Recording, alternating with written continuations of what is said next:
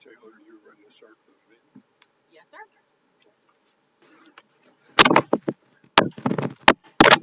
Good afternoon, ladies and gentlemen. I'd like to call to order the Community Redevelopment Agency meeting for Monday, July 28th, 2025. It is 3 p.m. and I'd like to call the roll, please. Yes, Mr. Marcus Campy. Here. Miss Sydney Talcott. Here. Mr. Thad Mosley. Mr. Gary Paytow. Here. Mr. Ron Whittington. Here. Mr. Kevin Myers. Miss Megan Edwards. Here. Okay.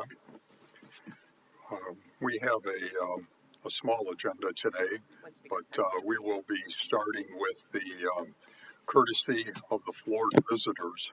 And we have one speaker request form in, Roger Whittington. Whitting, excuse me. Almost my last name. Roger, we'll give you 3 minutes to address the board. Roger Whiting, 1103 2nd Avenue North, Jacksonville Beach, Florida, 32250. I'm here to discuss the minutes that you're getting ready to approve from the 14th of May. I was here at that meeting. I didn't fill out a speaker card because I thought I was going to get to hear what was being done as far as the zoning went. Not the design of the building, the color of the awnings. I wasn't here to find that out. I wanted to know about the actual zoning request. I even asked about setbacks, and not at that meeting, but at other meetings after that, the next meeting after that with the committee that's later today. And no one seemed to know about that. But the rezoning took from one zoning, I don't know the numbers, to the other zoning, but it included a variance to the zoning to put back the footage from the original zoning. None of that was ever discussed in this committee. And I wanted to hear what was going on with that, but I wasn't able to. And I'd just like to ask in the future, how do I find out when those meetings are taking place? I'm going to turn to, is Heather here? No, I'm sorry, Heather. I don't know the full history of this specific zoning request. It was here for only a very limited change in zoning, going to an R&D, and then ultimately it moved on to the planning department, to the planning commission. Could you just fill in a few of the questions that were asked? Yeah, I think you're asking about the rezoning for the property that we Yes. refer to as Delicombe. Yes. Are you referring to the workshop meeting? Yeah, those or because the actually? apparently the workshops are where the zoning was all decided, how that was going to change, what the changes were going to be, the variance to take away the 10-foot setback on the 2nd Street side of the property. That was not discussed in this meeting at all, and it was for the zoning variance. So I got a picture of the sign that was posted outside. This was the first quote-unquote meeting for the variance. Right. So this group actually kind of reviewed that in two separate meetings. There was a workshop for the applicant to present some of the details and do some Q&A. But there was no vote that took place. And then the following regular meeting was, because we don't vote, the CRA doesn't vote at workshops. Right. It's just opportunities to get information and discuss. So there was a vote following that workshop at the regular meeting. But I think your question was about how do you find out about other meetings other than the regular meetings? Regarding zoning. Sure. Not just every little thing that comes up. A rezoning is a permanent change to the city. Right. And right. I'd like to be able to be there to understand what's going on. So all of our agendas are online on the city's website, and you can click on any meeting that's coming up and see what's on the agenda. We do advertise. We are required to do public notice in the newspaper, which we do have to do the Daily Record now since the Beaches Leader is no longer a print. Yeah. We post online. We do signs, and we do notification via mail to everyone within 300 feet. So if you're not in that buffer, you won't get a letter. Get the letter. But you can go to our website, and it'll show you all the public notices for all rezonings under the public notice tab on jacksonvillebeach.org main page. Public notice, not the agenda. Public notice will be for, let's say, a rezoning, and it'll tell you all the meetings that it's going to go to. It So- might not have a workshop on there because it's not required for workshops, but regular meetings, it will have all those dates. So they can discuss the rezoning without the public there. Just like, well, the public are invited to all workshops, very similar format as a council briefing where they discuss, but they don't vote. Right. Right. But to discuss the rezoning with the applicant without the public being there to see what's going on. Well, no, that's what the public hearings are for the public But there to was no comment. discussion of the zoning. I don't recall the exact discussion at the It's- regular it's meeting. It's in the minutes that you're Right. getting ready to approve. The And if lady it's stood up down- here and said, well, you've already gone through everything. Unless you have questions, we're done. If it's downtown, it'll come to CRA. If it's not, it'll just go to Planning Commission and then Council, just Okay. for future. Okay, thank you. Thank you. The next item on the agenda is just the approval of some past meeting minutes. The first item is the May 14th, 2025 meeting minutes. Drafts have been distributed to everybody. Are there any comments in reference to the May 14th meeting minutes? Seeing none, we'll just do a quick voice vote. For those in agreement, please say yes. Yes. Yeah. Yes. Yes. Yes. Anyone opposed? The May 14th meetings are approved. The second approval is for the June 11th, 2025 meeting minutes.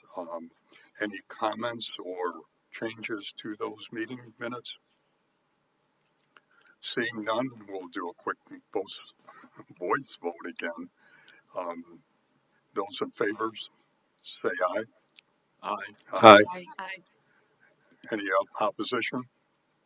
Hearing none, the June 11th meeting minutes have been approved. Are there any old business items that we need to address at this point? If I could just kind of give you guys a couple of quick updates, Mr. Chair, if that's all right. That'd be fine. So a couple things. Phase 1 of Pier Parking Lot is nearing completion. If you've been down to the driveway area recently, it is truly a night and day difference. So it took way longer than we wanted, but it is finally, we are seeing the light at the end of the tunnel with that. So we're very excited. We still have got to finish some of the landscaping, and then we're finishing some installation of some additional bike racks. And then, as we all know, phase 2 is planned for in FY26. And so once we kind of roll into our next fiscal year, we will start bringing some updates on that phase. And as a reminder, phase 2 is the resurfacing and striping of the parking lot component. It is the landscape medians, replacing and updating the light fixtures, and then just very minor kind of just updates to that parking lot so it matches the new entryway. It is not changing the layout of the parking. It's not really changing the flow of traffic, and we are still maintaining our minimum requirement with COJ at 100 spaces, so none of that will change. Taylor, just before you leave that item, first of all, thank you for somebody got out there and painted that Jacksonville beach sign out there, improved it. Yes. It looks significantly better. My question just being is, are we going to do the same thing for Beach and 3rd Yes. Street? And then also there's another one on 6th and 1st Street. So, beach, yes. The other one, we will probably discuss that at our next meeting. We would like to just get rid of that one. Especially things as a new development is going there. It's kind of in an awkward spot. It's very severely damaged to the point where we had that one looked at and it would not be a refurbishment like the others. It would be a complete reinstall. And since the city is doing a new sign plan anyway, and there's a structure going there, we would like to just take that one off the map. That's great. I just wanted to see us do the same thing Absolutely. with the other ones because it made such a difference did. when so many people stop there and are taking pictures and things. Yeah. I saw some today. Actually, I went down there a little bit before this to check on a couple of things, and there were people standing in front of it taking pictures. There were people standing in front of the dumpster taking pictures. I mean, it was so, you know. But yeah, so we're super excited with the progress there, and you know, a big shout out to our Parks and Rec department for being such awesome partners on seeing this all to fruition. We truly couldn't have done it without their help. Thank you. Mhm.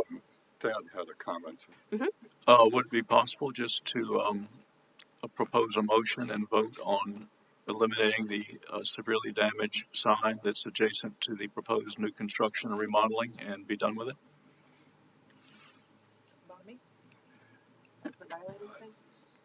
It's not something that's on our agenda, and I think Well, I'll add it to the next one just to make sure it's a clear item. So if anyone for some reason has opposition to us removing it, they have a chance to come and talk to it.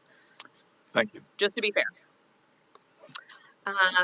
So one other topic that had kind of come up before, we kind of tabled it, the life-saving station. We had told you guys, I think a couple meetings ago, that COJ actually ended up providing $1 million to Jack's Beach. There were some questions internally on what that funding was going to be used for. Were we going to put this in our CIP? If we did, you can't do it. There was a whole lot of legal going on there. Where we stand now is we will be bringing this back to the CRA for consideration to add the life-saving station to the downtown plan, which had been previously deferred. I prepared a memo and conferred with legal that kind of listing out why it is an allowable expense under the state statute, and then also that the project that we would be taking on is substantially different than the $1 million that the city will be doing to some of the work. So just so everyone's aware, we'll be providing that in the next month or two to you guys. I just kind of wanted to put that back on your radar since that will be coming up again. But we made sure we did all of our legal homework and got everybody to sign off. The low-speed vehicle parking lot, we really anticipated having drawings in June.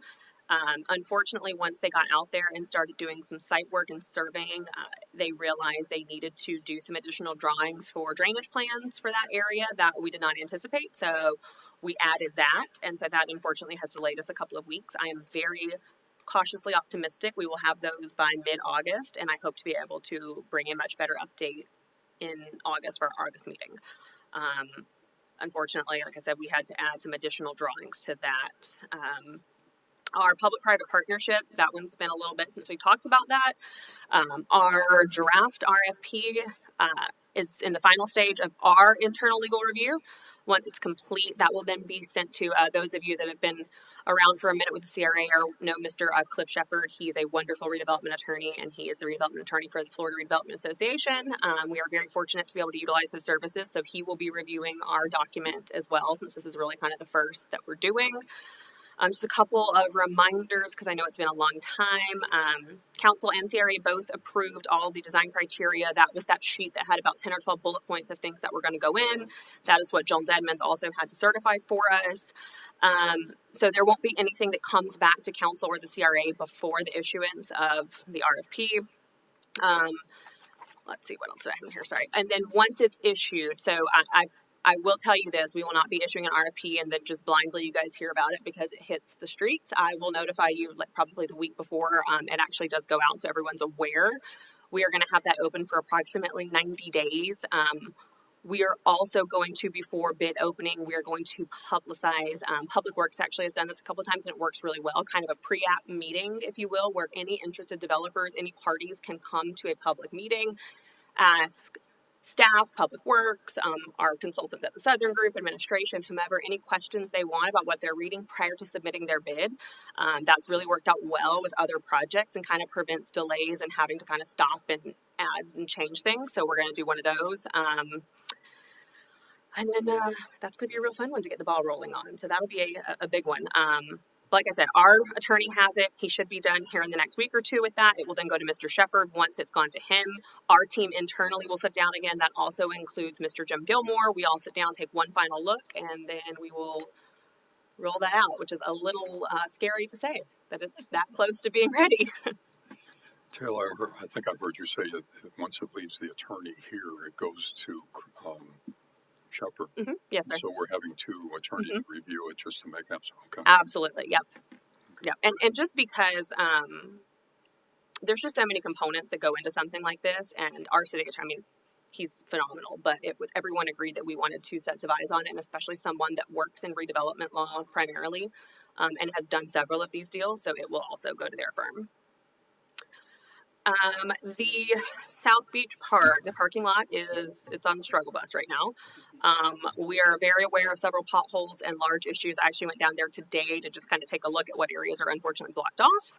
Public Works is scoping the area still. Once we're able to determine the root cause of this deterioration, we will then kind of present more of a comprehensive update rather than just filling in asphalt hoping for the best.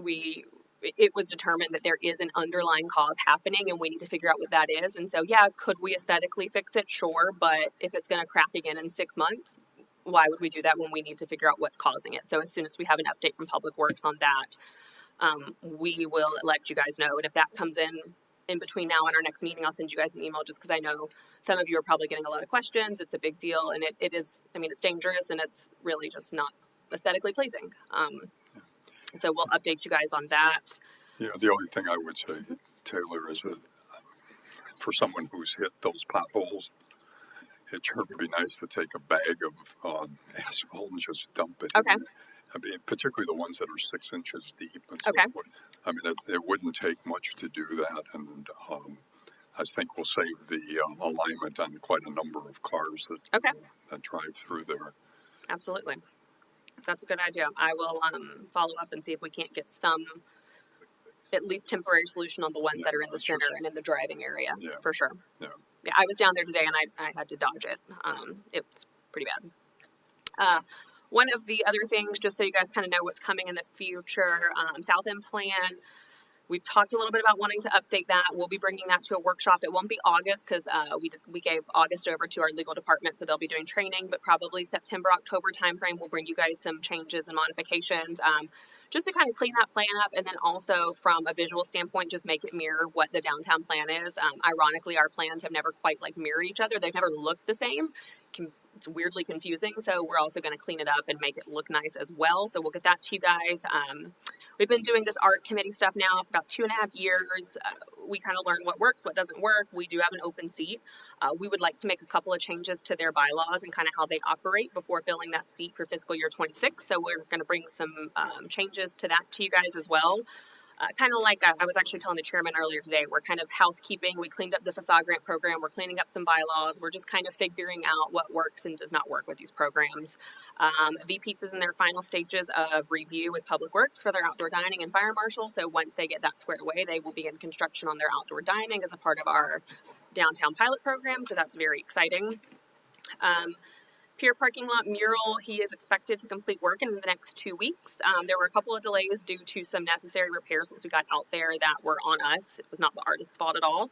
And the interior is not only being repainted, but we're resurfacing all of the floors. So once everything's done, the inside and the outside are both going to be very clean and lovely. And then we would like to hopefully, before the fiscal year is over, at least encumber the expenses for the 2 additional public restrooms. I believe we spoke briefly in a very casual way of just, there were 2 other local artists that had really great proposals that we'd like to just work with commissioning those pieces. But again, just like this other process, we would talk with them, get the art committee to approve, bring that to you guys for approval, and then council. We wouldn't just commission a piece and, surprise, there's a mural. So that would come back to you guys as well. And I know that was a lot of information. I also intended to put the upcoming meeting dates. And of course, it's not a meeting unless I forget to print one thing. So I forgot to print those out. But Friday, August 1st, we have our budget showcase that starts at 2 p.m. here in Chambers. That will start with the city manager kind of giving an overview of kind of the state of the budget and where things are, our fiscal condition. And then there is a bus tour with staff and council. We're going to look at a couple of different areas and projects. It's I believe they used to do it that way. This is the first time I've gotten to be a part of a bus tour, so that's exciting. And then August 4th, 5th, and 11th. Did I get that right, Ruth? I think I did.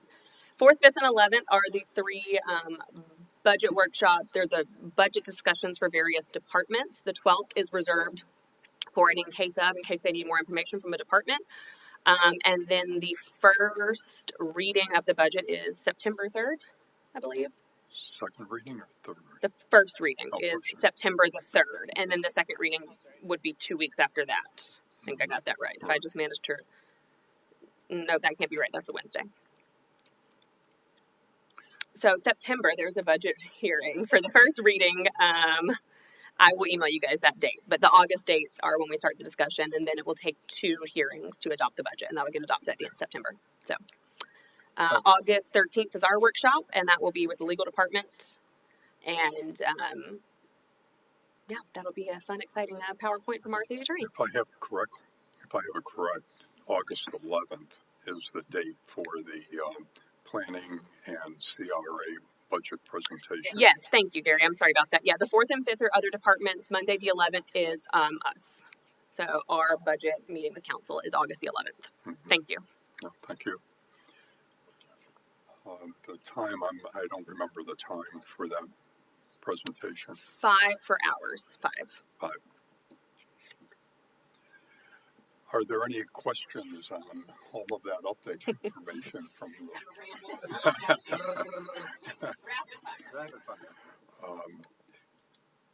And as always, if something comes up, comments or thoughts? if you think of anything after this or something kind of jogs your memory later on something I brought up, just call me, email me. Happy to answer any questions. I know I kind of rapid fired a lot of you guys there. And if you have any question about the meeting dates I threw out, just let me know. Right. So, a question about the bus tour. Is that something you said you've never done it before? But what's The city has done these. This is the first one I've gotten to do with the city. We've always done a showcase, but it's usually all been in here and been PowerPoint presentation style. And so this is the first year, I think since before COVID, that we're going to bring back this bus tour with council. Yeah. So I'll let you know. It's new to me. can we follow behind? And I think so. I think I'm not. I don't know why not. that'd be interesting. I mean, it's a. I don't know. Yeah, why though? I know they want room on the bus for us, but I'm just asking. Ruth, do you have anything to that? Sorry.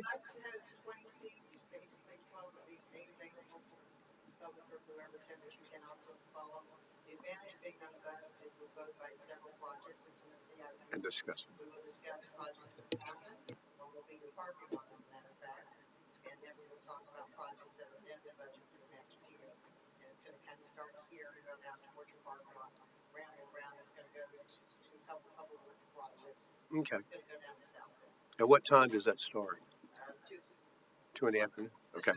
Begins at 2, and then I think 20 minutes to Yeah. the showcasing, but we'll load on the boat. It's a whole, we'll have a flyer and all that, but it's basically 2:20, getting on the boat. A bus will be at the stop in 15 minutes.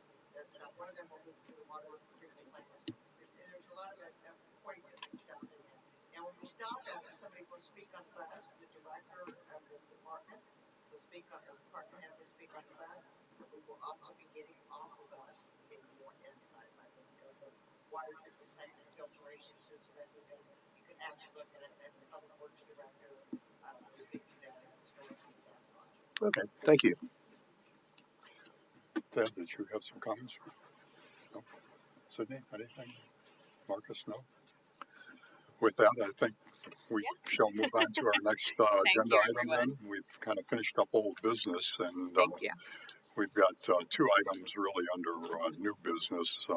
One, the adoption, and the second for discussion. But the first item is to adopt or deny the CRA Resolution 2025-06, adopting the fiscal year 2025-26 Jacksonville Community Redevelopment Agency budget. This is something that we have reviewed, at least the preliminary reviews were done along with preliminary presentation of the budget numbers and so forth. We've been provided additional information, and I would say that this is the final budget changes and the considerations for the new budget are complete. So with that, Taylor, do we have somebody who's going to speak in reference to this, or? Yes, sir. So, sorry. So, as the chairman said, there really weren't a whole lot of things that are different from when you guys looked at it a few weeks ago. There were a couple of changes that the CFO did let me know ahead of time. One of the changes that you'll see, let's see, there is a little bit of change to the payroll and the internal service charges, and that is honestly quite it. Everything else, we were pretty lucky, kind of stayed the same.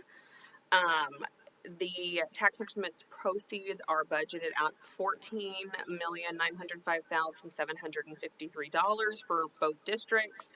Downtown is budgeted to receive $11,474,411, and the South End $3,431,342. We also have our budget officer here, and she will help answer any technical questions that I may not be able to answer. I'll open this up for discussion by the board if there was anybody that has any specific comments. Doesn't look like we have any comments at all or questions. If there are none, I think everything from what I reviewed is pretty consistent. There were some small changes from the preliminary budget that we were given, but everything pretty much tracks the way we had talked about. The one thing that I would just like to see is a final copy of the, revised budget breakdown sheets. I'd like to see that distributed to each of the board members for their use as we move through this budget year. But there are no comments. Megan? Taylor, tell me again what changed specifically. I believe, if I'm reading correctly, it was the, let's see, personal services, and that's essentially just payroll insurance. That was just edited slightly, and then our internal service charges based off of the utilization of internal services, so our finance department, our HR department, those departments, and then those costs going up with payroll as well, that just increases the internal service charges.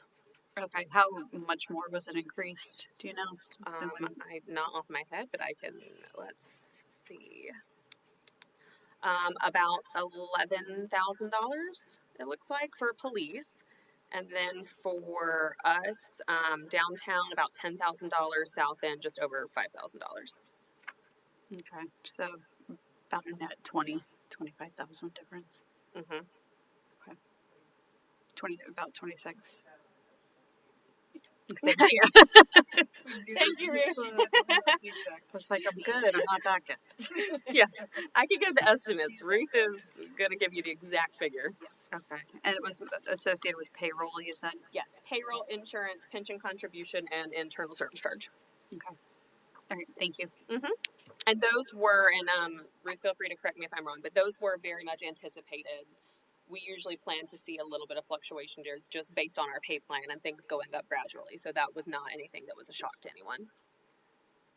Basically, the internal service charge is a component of the cost, federal cost, and that's the service overhead. Purchasing, those things that are internal service, those exact costs went for workers' costs, some of the benefit costs, and those went out in proportion cost allocation to you all those up with that component, and that's what you're uploading. Sure. And then your other costs within your area was the personnel cost within the CRA. Okay. Okay, thank you.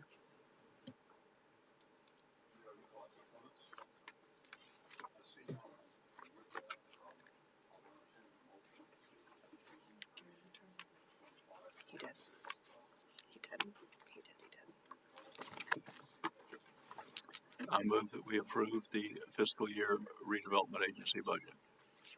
Is there a second? Second. All right.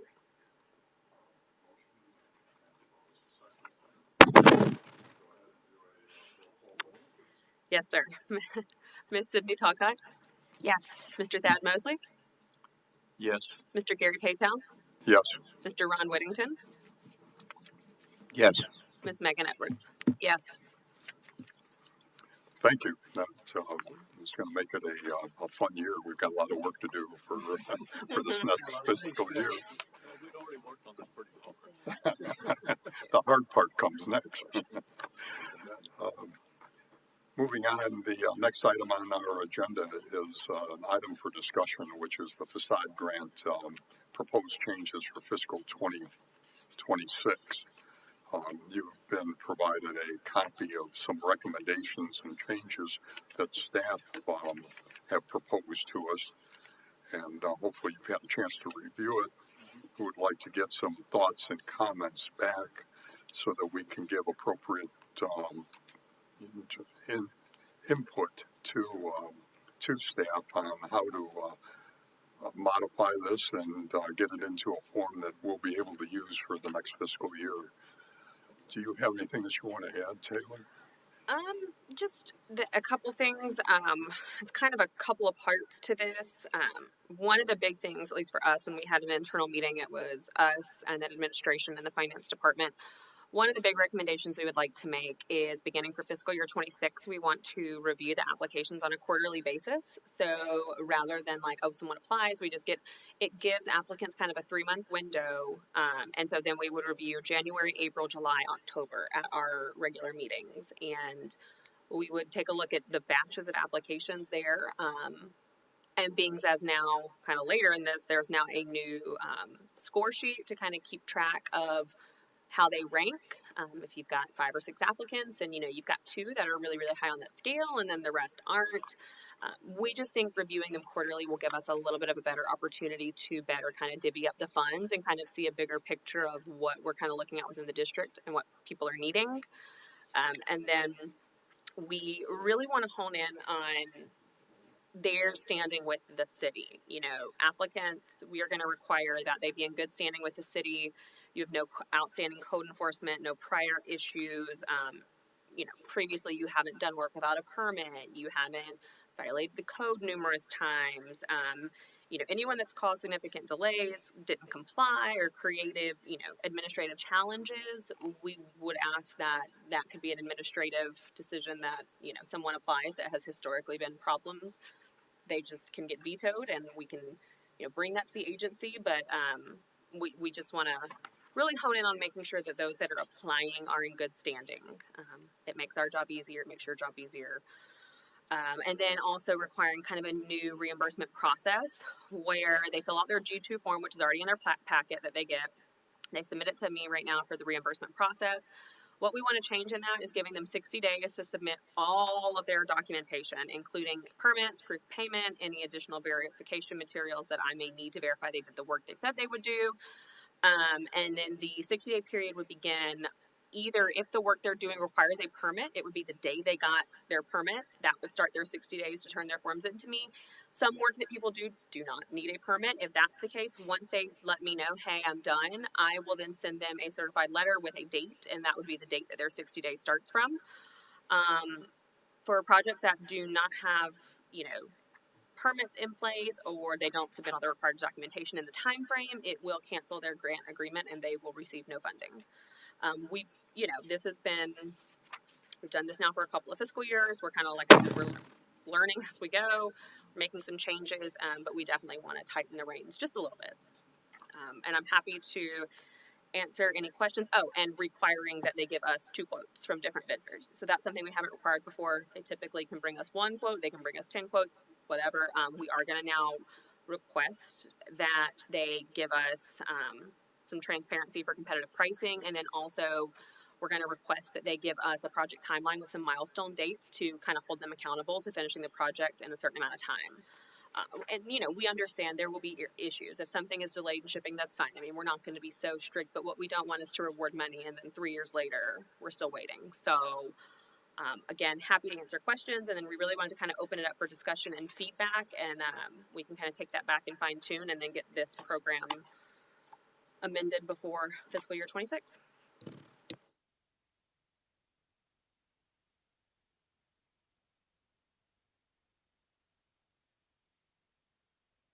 Is there currently, I see reasons, right? It looks like for cause, right, why you would deny their application or the facade program, right? That's what we're saying, undue delay. Is there already the existence of, within the discretion of the city? Because it's a nice program with limited funds, right? And I'm concerned it might obligate us to award the funds if they don't meet one of those kind of for cause. In this, when anyone applies, and one of the first things is that this funding in particular, because it is a grant, it is a privilege, not a right. So this is solely at the discretion of the agency. I mean, in theory, it's probably not best practices to just deny somebody because you felt like it, but in theory, you could. Sure. But yes, that is allowable. Like, we don't have to approve. Okay, so that's already somewhere that's not an obligation. Okay. Because you're right, road to what is it, good intentions, whatever the saying is that I'm butchering right now, but trying to do a nice thing, and if it turns into, well, it didn't meet one of these causes, why you could deny it, then we'd have some concerns. But I think it's great to be able to be reviewing it quarterly, gives us an idea of what's in the pipeline versus just kind of blindly just doing a monthly snapshot. So I think that makes a lot of sense.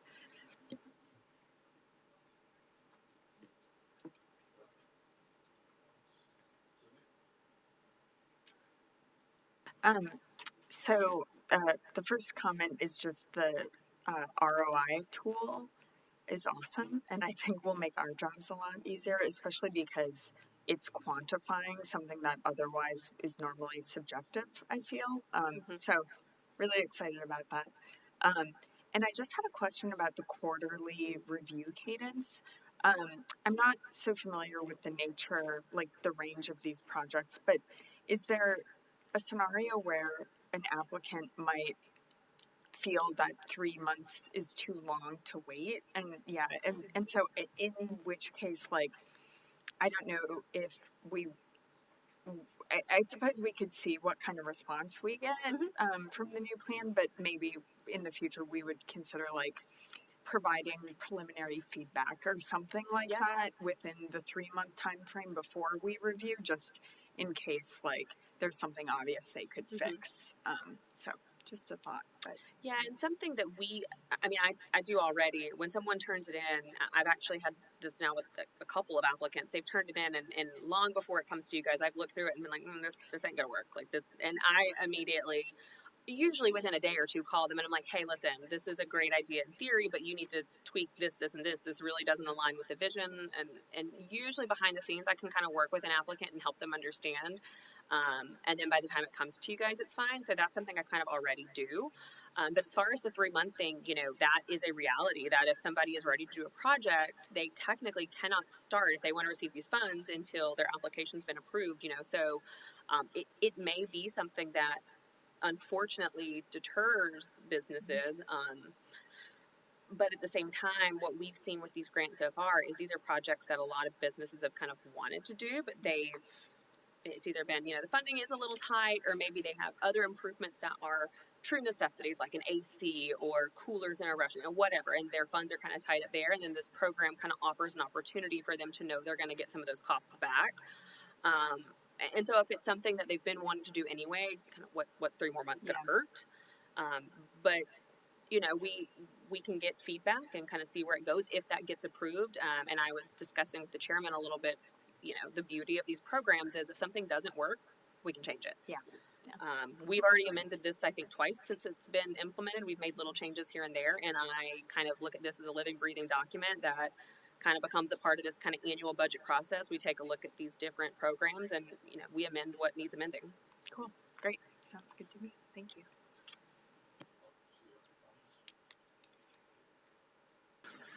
What about emergency or high impact applications when they occur outside of the cycle?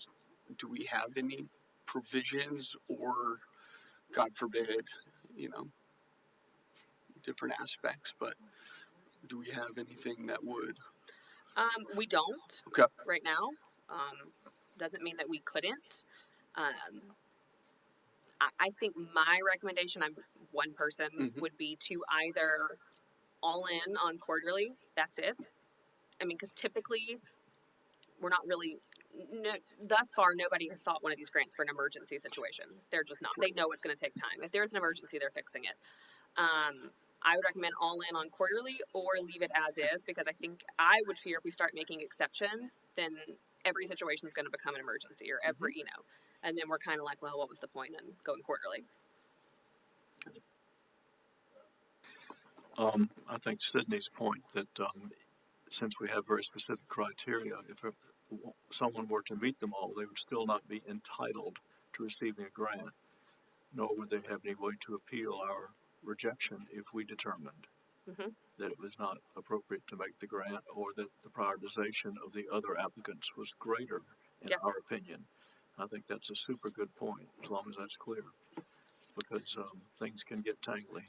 Yeah, it's It's something we really haven't ran into yet, but we are seeing a higher demand in these grants. And unfortunately, with that higher demand is going to come, we're going to have to just turn people away, unfortunately. The reason, one of the big drivers for making this ROI sheet, kind of the intent behind this would be, I get these grant applications in, I would share them with you guys once we've determined that they're sufficient, just like other applications for other boards. We would send the ROI sheet to you guys along with the application. We would ask that the board score prior to the CRE meeting. Obviously, do not discuss it with anyone, kind of same rules. And then at that meeting, staff would actually take the sheets, and then those become a part of a public record. So any applicant that's wondering, well, why didn't I get it, or why couldn't I, the score sheets would be available, comments. Our art committee scores like this right now, and I know art and facades are a little different, but the process has worked really well for us having the score sheets, because people ask, well, why did I not get it, and they've come in or asked for a copy of their score sheet, and they've gone, oh, okay, well, that feedback makes sense, and they kind of learn from it.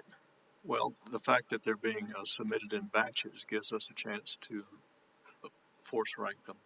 Mm-hmm.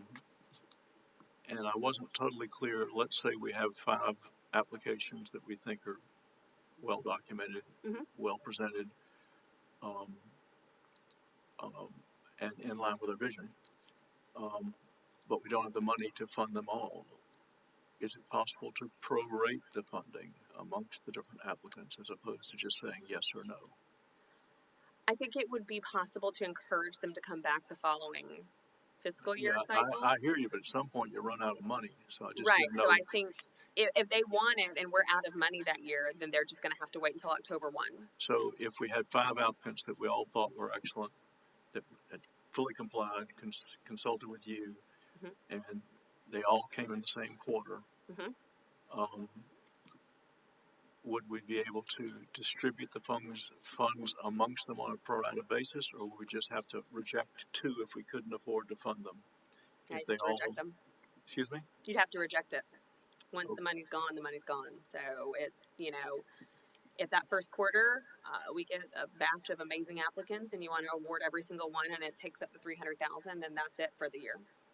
I just was asking, is there any way to, well, let me ask, is there any way that we could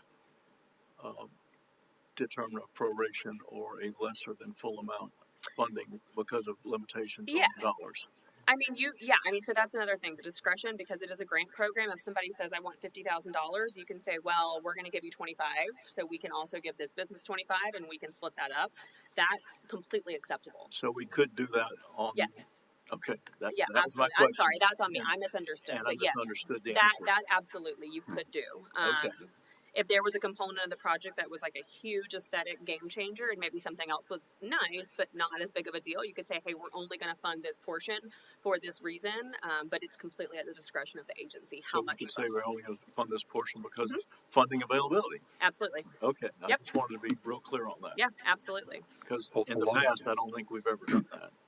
Along those lines, one of the things that I was going to bring up for consideration by the board is that we've changed the funding availability for these grants from $500,000. This budget now shows only $300,000. So my question is that right now somebody requesting a grant can receive up to $100,000.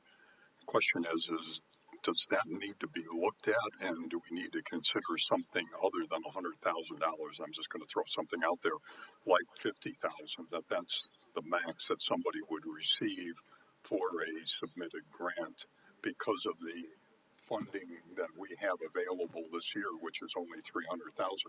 Gives us a chance, in my opinion, to spread those dollars a little bit more, entice others to come in and ask for the grants, and hopefully get a little bit more done throughout the downtown area rather than just concentrating on 1 or 2 businesses themselves.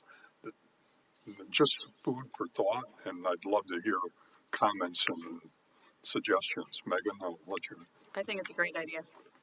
I think that makes total sense. Because right in that scenario, when we reduced it like this, now a third of it's gone to one applicant. So I think we were just all nodding our heads along that we agree with that. Have we used in the past year, in the prior years, have we used up all of the funding? And typically, when are we using it all up by? Is it like Q1, Q2? Q2. Okay. So it sounds like maybe we want to consider expanding the budget I think that's a in the great future, recommendation. and at least in the interim, Gary's proposal. I think that makes a lot of sense. Yep. Gary, I think that's a great idea, and it, to some degree, addresses the issue I was trying to get to, is that we're gonna run out of money. I think that's a great way to do it. Could we go ahead and make that modification now? I Or think request staff make it, how we do it? what's being asked is just for input right now, and then you'll come back and present us a Yeah, final yeah. document. I think, like if that's something that everyone can like kind of nods and agrees to, I can between now and our regular August meeting kind of go back in, rewrite this, and add that and all these kind of topics we've discussed. We can kind of fine tune and then bring that back to you guys formally August. And if it's not sufficient or you have a better idea or something that pops up, then we can bring the final version in September. My only goal is I would really like to get it adopted before FY26. If we don't, we don't. It is what it is. Worse things have happened. That's fine. But I would really like to get the final version August or September. But we have plenty of time. Everybody though I see everybody's head nodding for 50, so we're all good with that. I think that's a great idea. I think that helps spread the wealth a little bit, and we've seen a couple of massive projects. I really just don't even know where we can have those kind of massive projects anymore because we've already funded and done them. So I think that's more than appropriate an amount. And like I said, if it doesn't work, it doesn't work, and we change it again.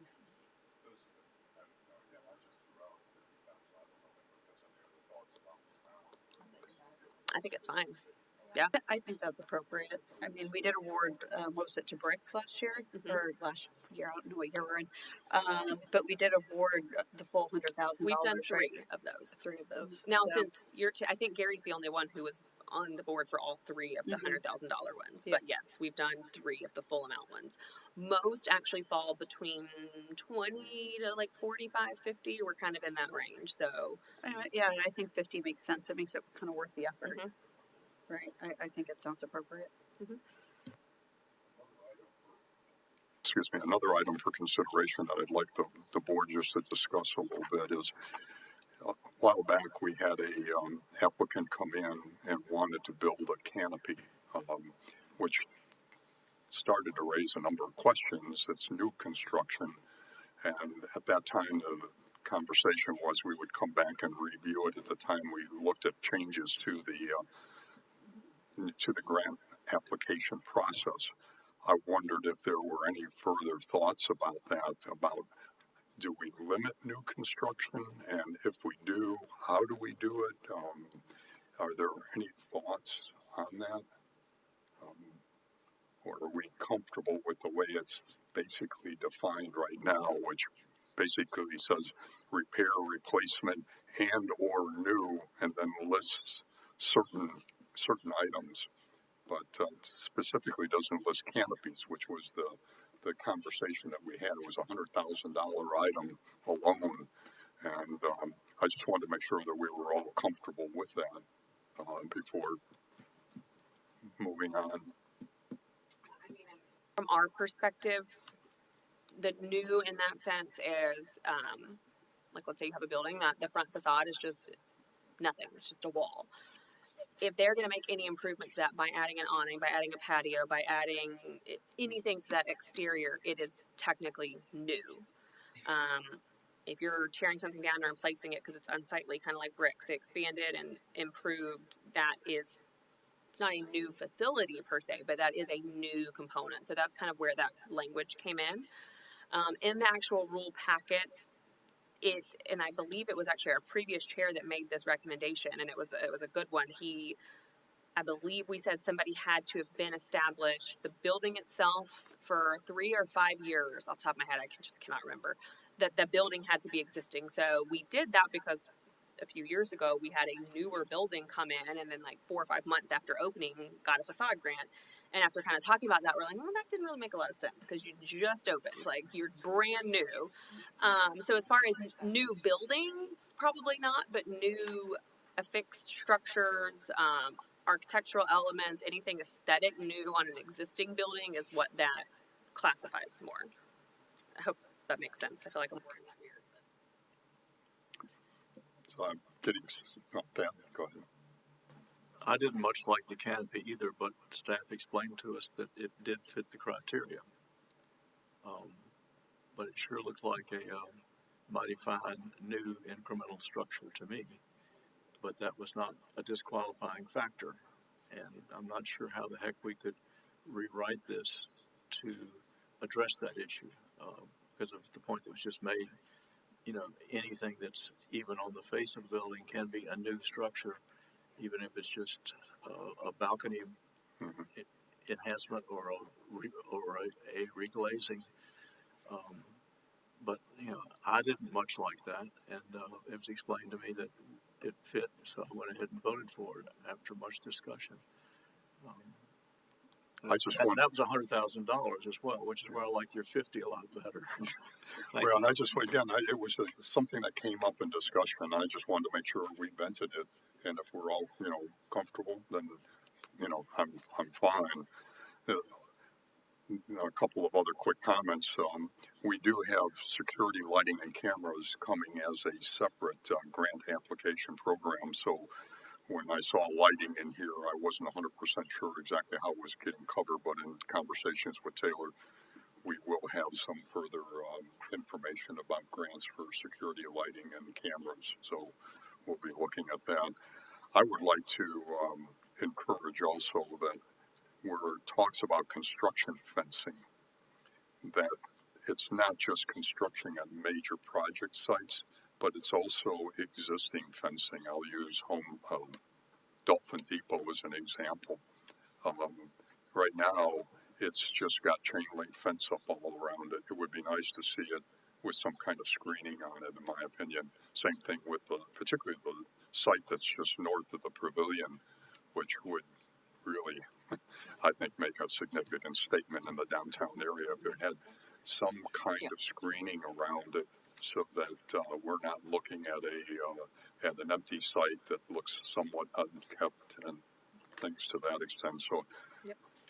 I'd like to see it expand to not just it's described here as construction fencing, and I think any fencing that's up may be appropriate for some kind of screening and possibly a grant in reference to it.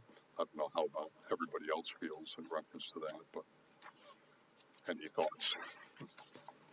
One thought, Gary, I don't think that they're required to fence that property.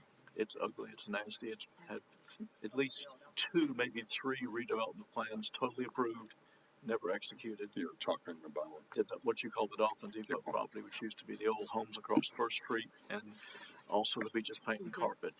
That's 3/4 of the block there. I know it well. I used to own the other quarter of the block, and it's just, it's ugly, but the chain link fencing just makes it uglier. Frankly, it'd be better off with no fencing. If the owner chose to fence it, I don't think they were required to. Now, if it's ugly, nasty, falling down fencing, there might be a code issue there. But the owner did choose to fence that. The owner was not required to fence it, to my knowledge. Bless their hearts.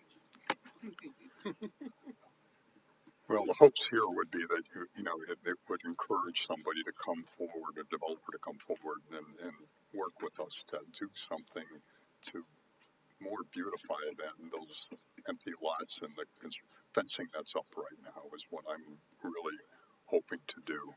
I don't know how that needs to change, or if just the description is slightly different. I think that's all we're really talking about. Yeah, I mean, so that fencing that you're referencing is categorized as more safety fencing. And so we can do our homework between now and the next meeting, and get input and make sure that all other departments that would need to be are good with the idea of potentially screening that, and that's a relatively easy change. Because even that fencing that's right next door to Lynch, there's that what's partially a wooden fence is kind of falling apart, and nobody's really maintaining it. It would be nice to see something done with that to help make that a better impression in the downtown area. The only other comment that I have is that on the ROI evaluation criteria, there's an item in here about public benefit and community activation. It lists murals as an item. I would just like to change that to artwork, not just murals. I'd like to encourage all kinds of artwork within the downtown area that we hope will be a true benefit to the public.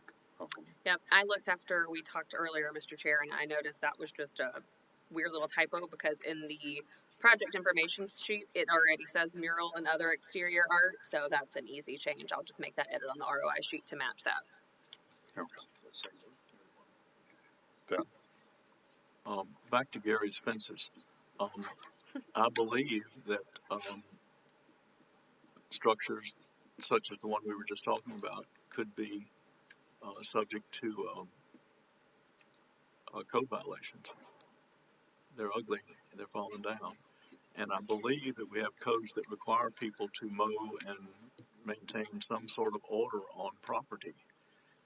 So perhaps staff could gently inquire as to the possibility of using our existing ordinances to clean up that mess instead of dressing up that mess. Because anything you put on it's going to get blown off anyway. But if you tore it all down and then required them to maintain the property, you might have a better look from First Street, because it sure ain't pretty now. Yeah. Thank you. Ron, did you have anything else? No. Anyone else? Do you have everything that you need, Taylor? I have a lot to go off of. So kind of what I'll do now between now and the next meeting, and if I'm really lucky, I'll be really aggressive, and I may even try and get a draft to you guys at the next workshop, not necessarily for discussion, just to pass out, and then you guys can, in your free time between now and the next meeting, let me know if I missed something. And then our regular meeting in August, I will bring back an updated version of this. Okay. With that being said, that was the last specific item on our agenda this afternoon. Are there any comments, thoughts from the board in reference to anything? Marcus? I know that we're 90% complete on the Latham for the design submission for the Jones. What else are we doing with that once that gets? Is that going to be, as soon as we get that submitted, they'll go ahead and begin construction? So for Latham or for the public-private partnership? The Latham Plaza. So yes, that one, once we get the final drawings, we should have our 90% drawings very soon. We'll have a meeting, make sure everybody's still on the same page.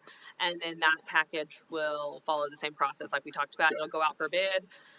We'll have a team review, the review for all the people bidding on that project. All the contractors are always public meetings. We always encourage everyone to come. And then whatever recommendation is determined to be the best fit for that project comes back to you guys for the green light. And then we take that to council for the contract. And then, but keeping in mind that, you know, we also want to be mindful and respectful of events that are already scheduled through the end of this year. And there are some very major events. So, you know, there may be something in a clause in the contract where, okay, we're awarding this, however, construction is not able to start until some future date, just to be mindful of events. Good. Any other thoughts or comments? Seeing none, I'll take a motion to adjourn the meeting. Motion to adjourn. Is there a second? I'll second. Okay. All those in favor? Aye. Aye. Aye. Meeting is adjourned. Thank you.